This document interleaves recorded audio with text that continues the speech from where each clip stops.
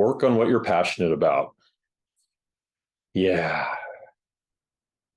I'm going to get a little controversial on this one.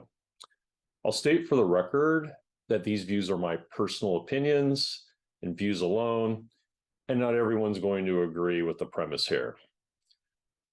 But to summarize, I don't believe that just focusing on your passions is suitable at every stage in a career. And let me explain why. I actually believe it can be unhealthy if you focus on your passions at various stages, because I think that my experience with working with people who have done that is sometimes that helps mask what a good 1 in 5 year career plan of progression would look like. Because if you're working on your passions, it probably means you're happy all the time. You're really loving what you're doing. But change comes with stress. And so if you're not necessarily pushing yourself to grow certain skills, I think you can become complacent. And to be honest, I know that happened in one period of my life as well. When I talked about the 7 years I spent in the role, looking back, I might have spent a year or two too long in that job because I had everything wired like well, and I was pretty content. I was making good money and I was getting all of my needs met.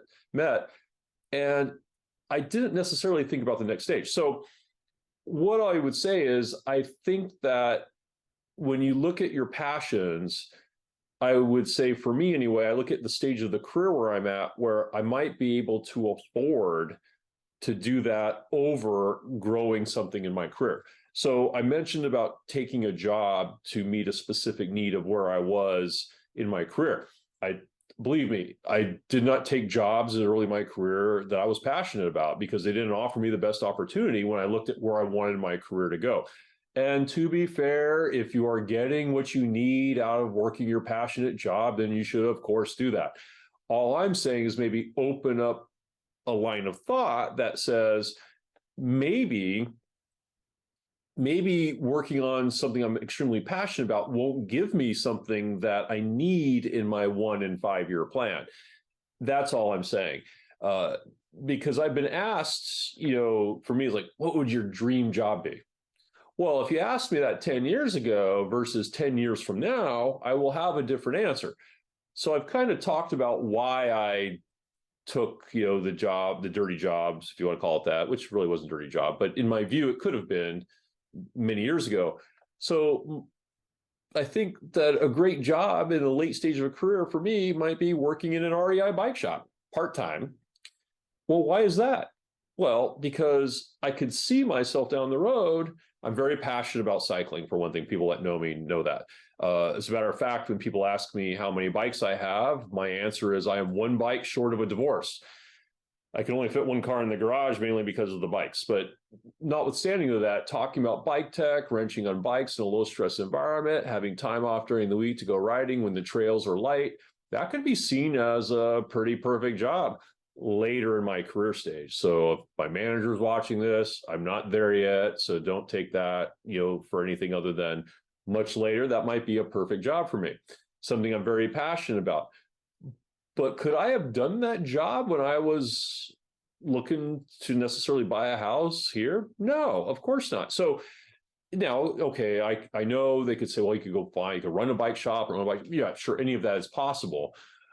But, I look at also what's the return on investment, and then what did I want out of my career, and what's the fastest way to get there. And so all I'm saying through this exercise is that things change based on where you're at with your career stage. So identifying that for yourself, like I did for me, is extremely important in my mind on understanding what it takes to get what you want in your career. So on one extreme, right, a low stress, great work-life balance may not give me the things I want for my career in Maslow's, hierarchy of needs. So I would say that there's a negotiation and balance that comes into play there, because when I look at my career as a marathon and not a sprint, I don't want to burn myself out too soon by chasing one extreme, and I don't want my career to stagnate by being on the other extreme. So that's where when I talk about building out this model, that these things are the things that I take into account.